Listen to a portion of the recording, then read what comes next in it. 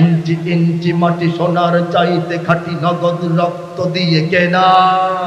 শত্রু বাহানাদার একটি কণাও তার কেড়ে নিতে কেউ পারবে না। রঙের তুলিতে আকাশ সবুজের ছায়া ঢাকা সুজলা সুফলা পরিপাটি।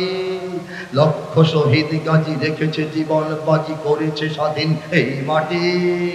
বাংলাদেশ আমার, বাংলাদেশ তোমার, বাংলাদেশ সবার প্রাণ। ধন্য ধন্য আমি সবার চাইতে দামি বাংলা মাটির সন্তান। বাংলাদেশ আমার, বাংলাদেশ তোমার, বাংলাদেশ খোদার দান। সোনার জন্মভূমি তোমার জন্যে আমি জীবন দিয়েছি কুরবান। বাংলাদেশটা কার দান? হাত তুলে দেখান, কার দান? ইন্ডিয়া দান করেছে, ওয়াশিংটন দান করেছিল, মস্কো দান করেছে, বেইজিং দান করেছে, কে দান করেছে? চারিদিকে দুশ্মন আছে না নাই? চারিদিকে দুশ্মন, ভেঙো না মন, সাহস জমিয়ে রাখো বুকে। ইমান জিন্দা করে জিহাদের হুঙ্কারে পরাজিত করো শত্রুকে। চারিদিকে গাদ্দার ভিনদেশি তাবেদার, সজাগ দৃষ্টি রাখো সবে।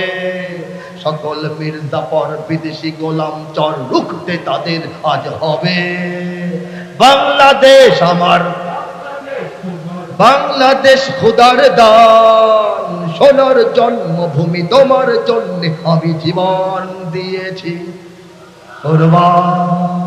স্বাধীনতার পর থেকে এই বাংলাদেশটা জন্ম হয়েছে একটা মানব শিশুর মতো। মাত্র 9 মাসের চরমতম প্রচন্ডতর এক প্রসব বেদনায় গোটা জাতিকে অস্থির করে নতুন একটা রাষ্ট্র বাংলাদেশ নামে জন্মগ্রহণ করেছে। এই রাষ্ট্রটা থাকবে তো অবশ্যই ইসলাম থাকবে, ঠিক কিনা বলে?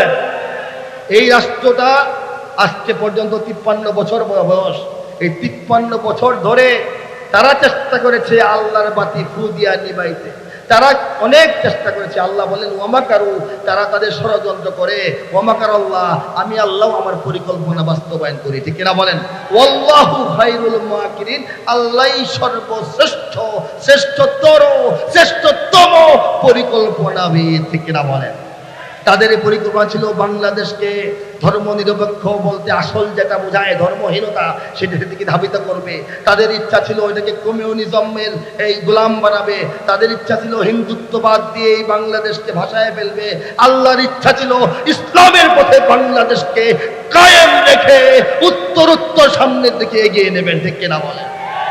এই জন্য বাংলাদেশে হাজার হাজার বিদেশি এনজিও উল্টা পাল্টা ভূমিকা রাখার পরেও হাজার হাজার নাস্তিক মুরতাদরা তাদের লেখায়, তাদের কথায়, তাদের কবিতায়, তাদের গল্পে, তাদের প্রবন্ধে, নিবন্ধে, বইয়ে, বই বেলায় এবং কি বলে অসংখ্য অগণিত মিডিয়া, তারা বাংলাদেশের ইসলামকে ধ্বংস করার জন্য, নিচু করার জন্য, ছোট করার জন্য, দায়ী করার জন্য, অকর্মা সাব্যস্ত করার জন্য, অচল সাব্যস্ত করার জন্য 24 ঘন্টা চেষ্টা করার পরেও বিদেশি শক্তি এখানে হাজার হাজার কোটি কোটি বিলিয়ন ডলার এবং পাউন্ড ইসলামের বিরুদ্ধে খরচ করার পরেও মাদ্রাসাগুলি কমে না বাড়ে বলেন, মসজিদ কমে না বাড়ে বলেন, আলেম কমে না বাড়ে বলেন, হাফেজ কমে না বাড়ে বলেন।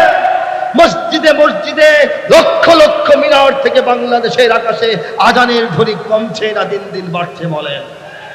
বাংলাদেশের সব মানুষের নাম বদলাতে পারে, বইয়ের পাতায় স্বাধীনতা সংগ্রাম বদলাতে পারে, বঙ্গোপসাগরের সব পানি যেতে পারে শুকিয়েও, গোটা রাজধানী গিলে নিতে পারে বুড়ি গঙ্গার ঢেউ, সুন্দরবন কেটে হতে পারে ইটের ভাটার লাকড়ি, শিল্পপতিরা দেউলিয়া হয়ে করতে পারেন চাকরি, চোর গুন্ডারা পেয়ে যেতে পারে মন্ত্রীর মর্যাদা, আইনের ফাঁকে কালো টাকা সব হয়ে যেতে পারে সাদা। অনেকেই বলে এই দেশ নাকি হুজুগে জাতির দেশ, দফায় দফায় বদলায় এর রংঢং পরিবেশ, তাই বলে ইসলাম তো এদেশে হুজুগে হবে না শেষ।